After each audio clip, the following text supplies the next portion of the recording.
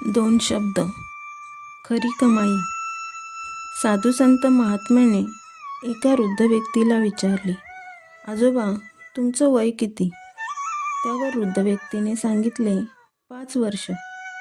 साधूने विचारले, तुमची मुलं किती? त्यावर त्याने 1 म्हणून सांगितले. साधूने तुमची संपत्ती किती विचारले तर त्या वृद्धाने असेल 25-30 हजार रुपये.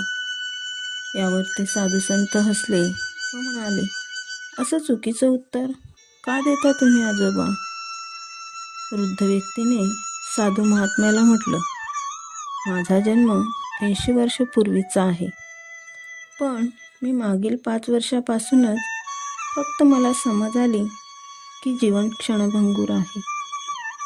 तेव्हापासून मी स्वार्थी जगत नाही. त्यापूर्वी मी ही अफाट संपत्ती